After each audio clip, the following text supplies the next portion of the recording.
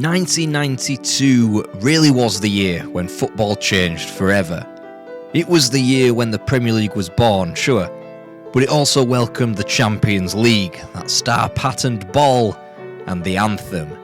The sport would never be the same again. Front and centre to the first edition of European football's rebirth, Marseille, alongside owner Bernard Tapie, who reached the first ever Champions League final. This is a story of glory, of control, and most importantly, of scandal.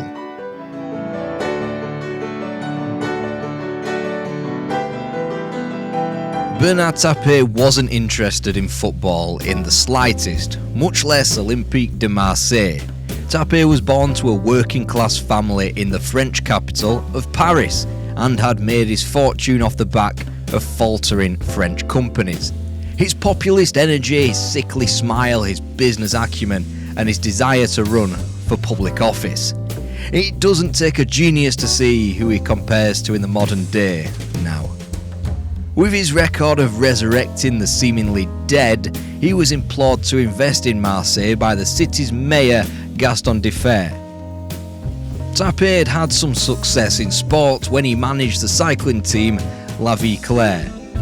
There he would acquire the highly sought-after Bernard Hinault, a multiple-time winner of the Tour de France. After failing to win the Tour, Tapie ran through the motions of acquiring the next great cyclist. So in came Greg LeMond, and Hinault won a fifth Tour de France title. If Tapie couldn't turn something into gold, it would be sold and replaced by gold. Marseille was no exception. Marseille lived off the currency of their history. They were amongst the best French interwar teams, but had been nothing since their most recent heyday of the early 70s. They'd gone through bankruptcy, embarrassment both at home and on the continent, and finally, relegation. Returning to the top tier in 1984, Tapie was strong-armed into the Marseille takeover 2 years later. He poured millions into the crumbling Stade Velodrome that had housed Marseille since 1937, and even more capital into the squad that played on the grass at the centre of it. Jean-Pierre Papin and Klaus Allofs were the first big names to enter the soon-to-be hallowed turf. They were the ones who gifted Tapie a First League championship, the club's first title in 17 years, which was quickly supplemented with the Coupe de France. The beauty of this incarnation of Marseille was that they never stood still and admired their accomplishments. With Milan governed by a similarly charismatic and driven Silvio Berlusconi and their dominance over Europe around the corner, Barcelona hiring Johan Cruyff and Napoli squeezing every last drop out of Diego Maradona, Marseille wanted to be in the mix during a new age of football in the 1990s. 1989 marked the sea change for Tapie, the summer that marked his vision for the club. Didier Deschamps and Enzo Francescoli were the stars of a second title-winning season in a row, a season which Tapie dispensed with his coach 2 matches into the season.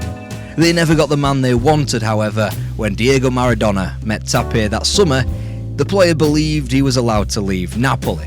The plan B, though, didn't turn out too badly. Chris Waddle was signed to complete the summer of '89 splurge. Meanwhile, the club's exit from Europe changed Tapie to a new way of thinking. The eventual European Cup finalist Benfica disposed of Marseille at the semi-final hurdle of the continental competition, after Marseille had triumphed over Brøndby, AEK Athens and CSKA Sofia. It was a controversial exit as well. Replays showed substitute Vatas scoring the vital goal with his arm, as Marseille were expunged from the competition on away goals. The mistake was so egregious that UEFA pulled Marcel van Lagenhove in front of a committee that decided bribery did not play a part and that the Belgian would be allowed to officiate at the upcoming Italia 90. Tapie, with a prophetic air in his voice, muttered, "That will not happen to us again," presumably in a French accent. It hasn't been reported and is now unknowable, but when Tapie returned home he surely looked himself in one of the many bathroom mirrors he owned. He stared himself down with a manic, squinted glare for a second, laid on some ominous classical music, realised the enormity of the April defeat and gave it his best hearty supervillain evil chuckle. Lisbon, April 18th, 1990, the origin story of Marseille.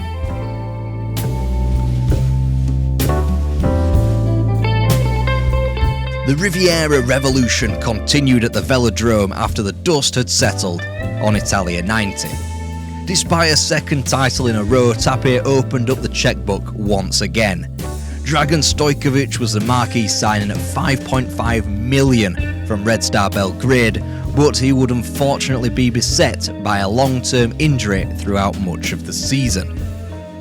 The most important acquisition came to be Basile Boli, who quickly ascended to being one of the squad's leaders after signing in the same summer.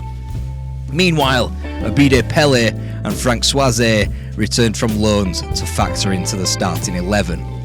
In another dugout oscillation, Raymond Goethals had stepped in at the turn of the year in place of World Cup winning coach Franz Beckenbauer.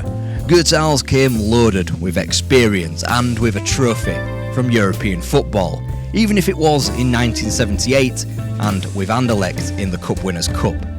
The front three of multiple-time African Player of the Year, Abide Pele, future Ballon d'Or winner Jean-Pierre Papin, and one half of the Diamond Lights duo, Chris Waddle, it was offset by a solid midfield marshalled by captain Didier Deschamps and a sturdy defence thanks to Basile Boli.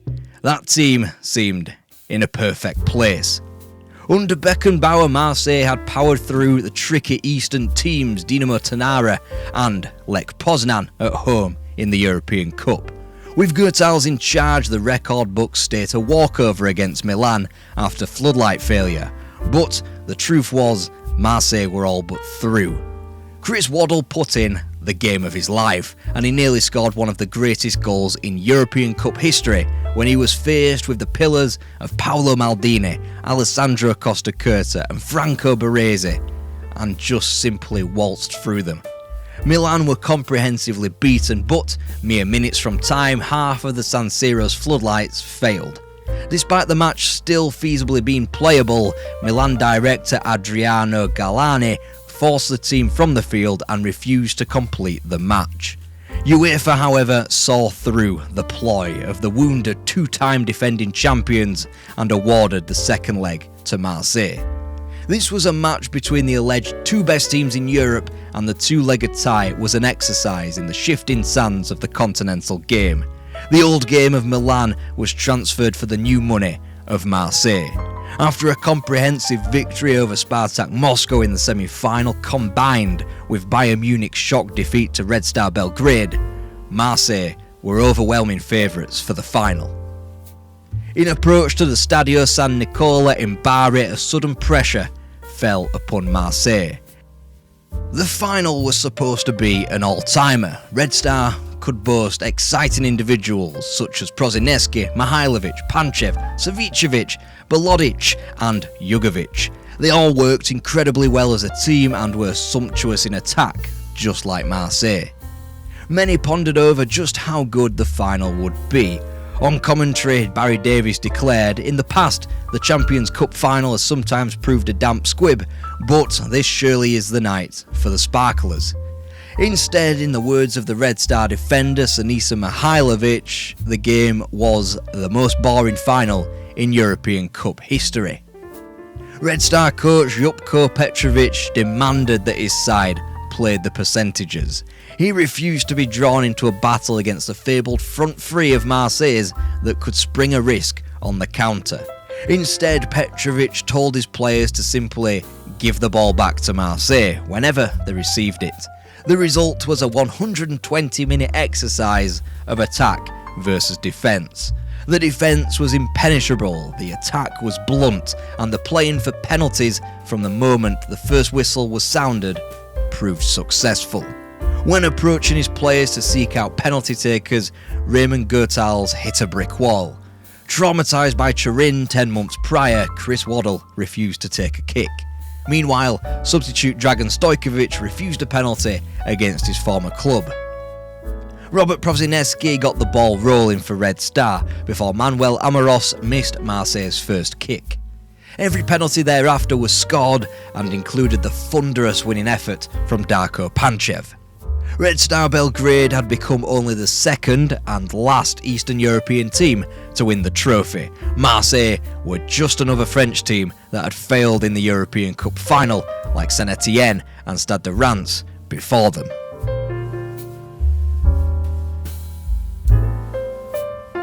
Of course, money was thrown at the problem. The problem wasn't so much cantering to the league title ahead of opposition from Arsene Wenger's Monaco, but more so getting over the line on the continent. Tapie's first and foremost desire was to be included in the gaggle of teams at the forefront of European football, if anything, for his ego. Jocelyn Angloma from PSG, Trevor Steven from Rangers and Alan Boksic were all recruited ahead of the 91-92 season, where the league title was won for a fourth consecutive season. In scenes not too dissimilar to the modern-day Parc des Princes, no amount of domestic silverware was going to quench the thirst of the premier team in French football, especially when taken into account Marseille's limp exit out of the European Cup to Sparta Prague, again on away goals, ahead of a newly fangled group phase that determined the finalists. See the introduction to this chapter for what happened in Marseille the following summer. Money again was the antidote to the bind that Tapie found himself in. Consequently, the starting 11 was bolstered to the tune of Rudi Voller, Fabien Barthez, Marcel Desailly, Rafa Martin Vasquez and, ominously, Jean-Jacques Edele. This more than filled the gap left behind by the sales of Jean-Pierre Papin, Trevor Steven, Chris Waddle and Eric Cantona over the previous 12 months. Certainly, when Alan Boksic and Rudi Voller would bag 50 goals between them in the 92-93 season. In the background, chaos. Tapie appeared more interested in his soaring up the French political ladder as his football club bounced from manager to manager and teetered on the edge of financial oblivion at every corner. The sales of the aforementioned players was a financial imperative, as Tapie anticipated completing the sale of Adidas, which he would never receive the monetary gain from. In their place, a slightly diminished team, but one that was hungrier, younger, and crucially, pocked with experience in important areas. This Marseille was different, but by no means were they any less likely to win the competition. To qualify for the group phase, Marseille put 10 goals without reply beyond Glentoran and Dynamo Bucharest. The group stages started perfectly, thanks to Boksic and Voller combining with goals to take a 2-0 lead at Ibrox. Except Rangers netted 2 in 3 minutes to seal a point and derail the opening game. Their records would remain identical between then and the rematch at the Velodrome on April the 7th. When Marseille thrashed Club Brugge with 3 goals inside 25 minutes at home, Rangers won away against CSKA Moscow. When Marseille got a point in Berlin against the Russians, Rangers salvaged a point in Bruges. When Marseille stepped on the gas 2 weeks later, thrashing a disjointed and barely fit CSKA 6-0 at home, in one of their first games of the 93 season, Rangers eked out a 2-1 win at home to Club Brugge. It meant winner-take-all in matchday 5 at the Velodrome between Rangers and Marseille. Franck Soizé opened the scoring and Ian Durant equalised on the other side of the break. Essentially, the lower scoring draw at the Velodrome had Marseille holding the advantage on away goals in advance of the final match. Within 2 minutes in Belgium, Marseille were fired ahead by Alan Boksic. Rangers couldn't reply as Trevor Steven and Ali McCoy missed chance after chance, and Marseille had returned to the final. Either side of that final, enormous games in the still-to-be-decided French title race. Monaco and PSG were on the tails of Marseille and could still affect where the championship ended up. This was the closest Marseille had been to giving up their crown for some time. Valenciennes were the opponents before the final, PSG the visitors to the Velodrome afterward. Wins in both games would seal Marseille's 5th consecutive championship. They'd win both, continuing their dominance over French domestic football. Milan went into the match with 10 wins from 10 on the continent with just 1 goal conceded, and had to escape a group of death that featured the 1987 and 88 European champions Porto and PSV Eindhoven, as well as IFK Gothenburg, who had enjoyed a prosperous 80s, lifting 2 UEFA Cups. They had also gone the prior season unbeaten in the league, and were quite rightly ranked the best club in the world according to the ELO rankings. Marseille, meanwhile, stood 13th and were 4th favourites to lift the Champions League as a result. However, they were in catastrophic domestic form, having won just once in the previous 10 Serie A games. Marseille, comparatively, had only suffered 1 defeat in 3 months, and even that was a Coupe de France quarter-final against Saint-Etienne, which they took to extra time despite rotating the squad heavily. Milan comfortably had the best defence in the world, featuring Mauro Tassotti, Franco Baresi, Alessandro Costacurta and Paolo Maldini. This was teamed with the best attacker in the world in Marco van Basten. However, he hadn't featured in the Champions League since December the 9th when Milan won in Eindhoven. It would be the last time where the 3 Dutch tulips of Frank Rijkaard, Ruud Gullit and Van Basten would step onto the field at the same time. Despite barely featuring since, Marco van Basten started the final. As a result of the 3 foreigner limits and Jean-Pierre Papin's place on the bench, Ruud Gullit was left out of the squad altogether. As a result, both he and Rijkaard departed the club that summer. The gamble lasted 86 minutes. The Marseille defence of Marcel Desailly, Basile Boli and Jocelyn Angloma worked hard to silence what was an under-par and unfit Van Basten. It would be the Dutchman's final professional match before he admitted defeat 2 years later, and he retired injured, aged just 30. His attacking colleagues Daniele Massaro and Gianluigi Lentini were kept quiet too, but Fabien Barthez still had a glut of first-half saves to make. But the game changed when Abide Pele won a corner close to half-time. As he trotted over, he told Boli to stay on the front post. At this time, Boli didn't even want to be on the pitch. He wasn't moving freely and was clearly injured. His manager Goethals wanted him to come off too, but he was told in no uncertain terms that he wasn't allowed to substitute him off. Tapie had refused the substitution via a walkie-talkie in the stands. Still, Boli leapt, powering in what he would call a header for all eternity. 2 years prior, he was castrated, prone on the Bari turf after losing a penalty shootout against Red Star Belgrade. Now he celebrated like never before. Marseille had beaten Milan, Boli had scored the winner, and France finally had a European champion in club football. But this was far from the end of the story.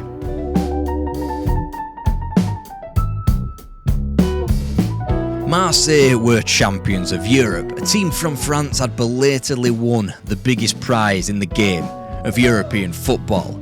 A 1-0 win over the institution known as AC Milan, the celebrations ought to have been rife. 750 kilometres away from those celebrations on the south coast, Ligue 1's president Noël de Graat had received disturbing news from one of its clubs in regards to Marseille's behaviour. Then everything came out in the wash. Cheating, corruption, doping, total scandal. First, let's start with Rangers. Their striker Mark Hateley alleged that he received a call from a French agent who offered him big sums of money not to play against Marseille. As it turned out, he was banned after elbowing opponent at home to Club Brugge. At half-time in that return match with Rangers at the Velodrome, the Dutch officials were approached at half-time. Referee Mario van der Ende alleged that Tapie asked if he could do anything for them, hinting towards a bribe. Then moving down the group table we go to Club Brugge. They had an outside chance of qualifying for the final on the last match day of the group phase. They needed the small matter of a CSKA Moscow win at Ibrox and a 4-goal win themselves over Marseille on Belgian soil. However, they offered little threat, and a bizarre defensive error saw to the Marseille goal that confirmed the French side's place in the final. and to their third group opponent CSKA Moscow, who maybe had the biggest case. Suspicions were raised when they were simply slapped 6-0 by Marseille, despite eliminating the holders Barcelona. When logic applied though, this does somewhat collapse. Why would the Russians fix such a ludicrous scoreline that was sure to raise eyebrows?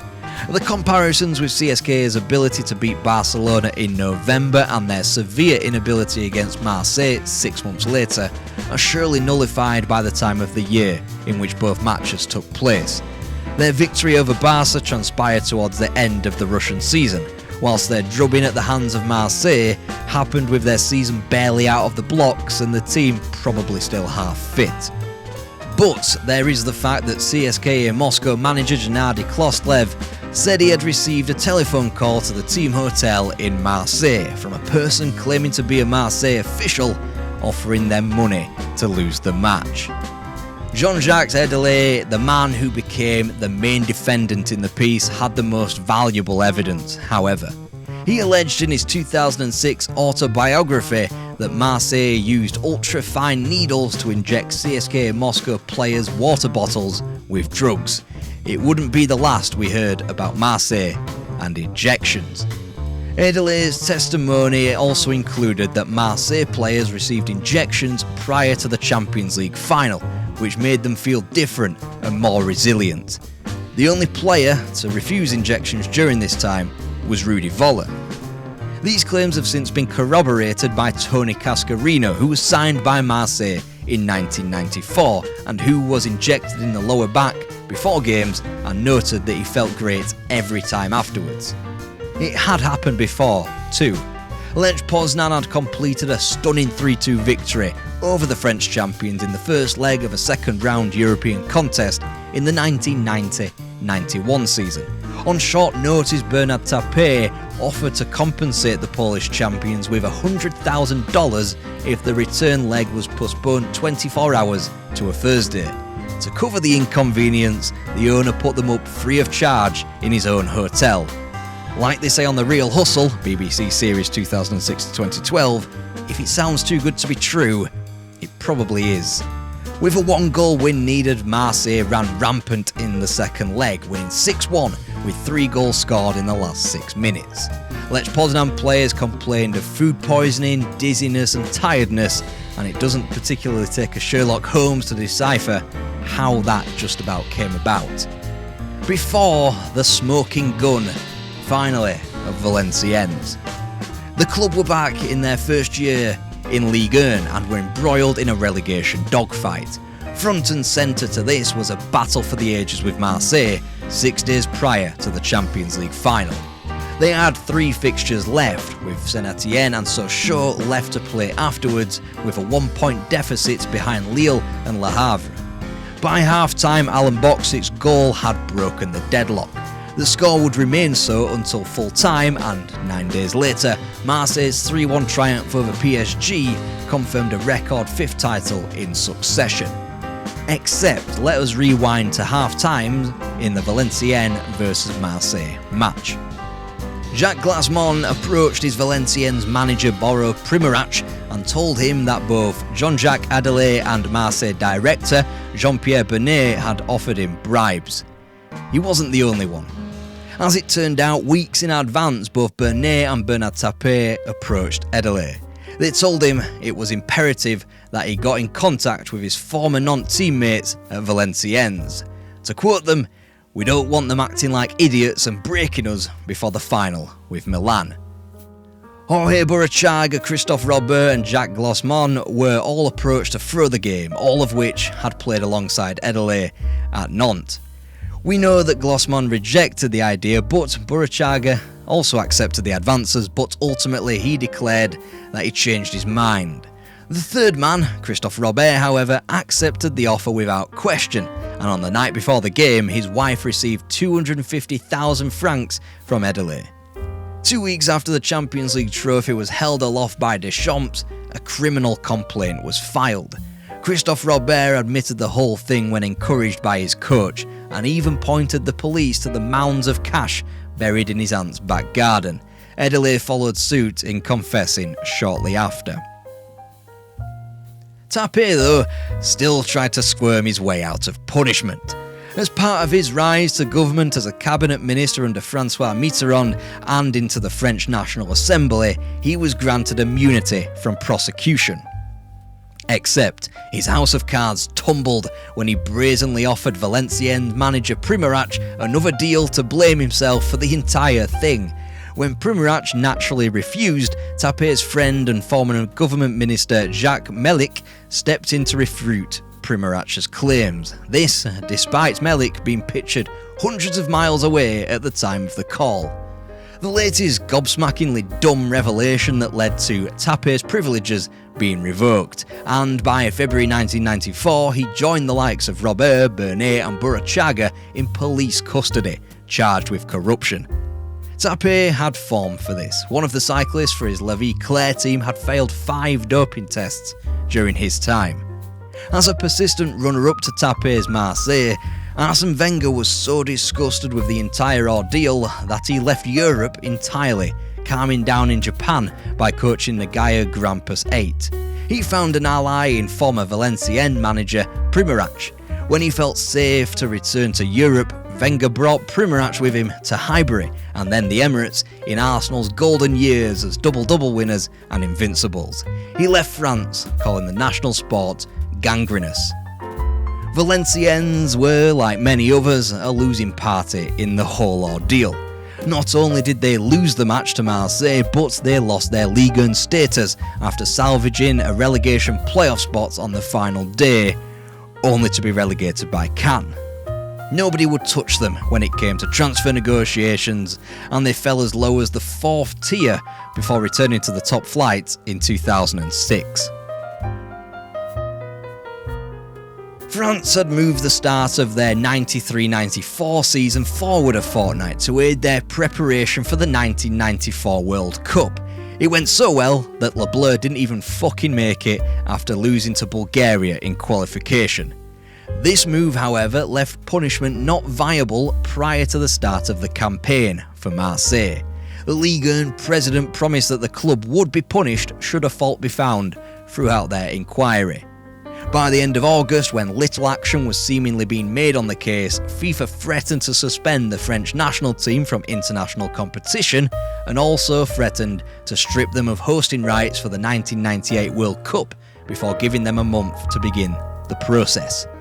9 days before Marseille were to begin their Champions League defence against AEK Athens, UEFA stuck their oar in by banning the title holders from the competition. The response was quick. Tapie immediately appealed the decision to both French and Swiss courts. Meanwhile, the French Football Federation offered the vacant Champions League berth down the league. PSG rejected after their main sponsors Canal Plus declined with the threat of Marseille riots. Arsene Wenger's Monaco, who had been beaten to the title in each of their 5 seasons, were more than happy to accept Marseille's place. Spectacularly, 2 days later, Tapie successfully sued UEFA to win back Marseille's place in the Champions League, only for a rare bout of normalcy from the club owner when he backed down after pressure from the FFF. He withdrew the lawsuit, Monaco took part in the competition and reached the semi-final. Eat your heart out, Roland Garros. On September 22nd, with 1 day left on FIFA's clock, the FFF announced a widespread punishments. Each of Burruchaga, Edele, Robert and Bernard were banned from football indefinitely, and Marseille were stripped of their 92-93 Ligue 1 Championship with the title left vacant, and no matter what they achieved in the 93-94 campaign, they would be demoted to the 2nd tier. The whole scandal had burned a £20 million hole in the loss of revenues. Club debt had tripled during Tapie's time at the club, so even when promotion from Ligue 2 looked on, Marseille were barred from returning. Bizarrely, Marseille were initially allowed to play on domestically whilst being disqualified from Europe in the 93-94 season. In the 94-95 season, however, Marseille were barred domestically, but because of their second place finish in 1994, were somehow admitted to the UEFA Cup. What should have been an almighty success, with a brilliant football team celebrating one of the greatest triumphs that football can provide, remains a black mark on the club. This is a story of Marseille, French football's first European champions. A story of scandal, deceit, control, and a hollow victory. The dominance that washed over French and European football over the late 80s and early 90s is one that was bought, not for players or coaches like most success is, but in the most toxic and poisonous way imaginable. Marseille never tasted success like it again. They've appeared in 3 Europa League finals, losing in all 3, and although they returned to the Champions League in 1999, they have won just 1 Champions League knockout tie since. Domestically, they haven't fared much better, winning just 1 league title in 2010 and a trilogy of Coupe de la Ligues between 2010 and 2012. They are more used to silver medals than gold, 7 in Ligue 1 and 3 in the Coupe de France. In 1995, when Bernard Tapie had planned to sit in debates on the way to a presidential election bid, he occupied most of his time in courtrooms. Eventually, his director Jean-Pierre Bernet finally coughed up the truth in May 1995. He served a 2-year suspended prison sentence, whilst each of the players were eventually banned until 1995. For his role in the scandal, Edelais served 17 days in prison. His career never recovered. In an ironic move, he found career refuge in Corsica, like another notable Frenchman in exile. In his autobiography, he admitted that cheating had become second nature at Marseille. It became more and more obvious that match fixing was an endemic problem at the Velodrome. Other matches in Europe were examined, and there were suspicious ties against AEK Athens in 1989 and against Spartak Moscow 2 years later. The accusations kept tumbling. Tapie's former parliamentary aide Marc Fratani corroborated claims that Marseille had doped opposition players with Haldol via very fine needles through plastic water bottles. Then the false accounting claims made court, which told of Marseille holding back 5 to 6 million francs purely to indulge in match fixing. The payments, according to Bernet, had started in the 1989-90 season, when their obsession with Europe began. Bernard Tapie served 8 months in prison. The sale of Adidas he craved to boost Marseille's coffers was put into the hands of the bank Credit Lyonnais, who controlled the 4 billion franc profit. Tapie's later life would be more concerned with this, which was a miscarriage of justice in his warped worldview. He magically received each and every penny back after publicly expressing his support for presidential candidate Nicolas Sarkozy in 2007. However, he would be ordered to pay that back before his death in 2021. Don't feel too sorry for him though. He was reportedly worth 150 million euros in his final years. He once said, "If there are any who hate me, it's because they adore me or they would like to be in my shoes." But I think a better epitaph of Tapie surely comes from Franz-Olivier Gisbert, who succinctly called him a charismatic, filthy bastard. A man who stole the Champions League from Milan, who stole league titles from managers as renowned as Arsene Wenger and from clubs like Monaco, Paris Saint-Germain and Bordeaux. He did revive a great club, but remains a stain on European and French football. Marseille weren't Die Meister, they weren't Die Besten, and they weren't a grande équipe, but ultimately they were crowned the champions.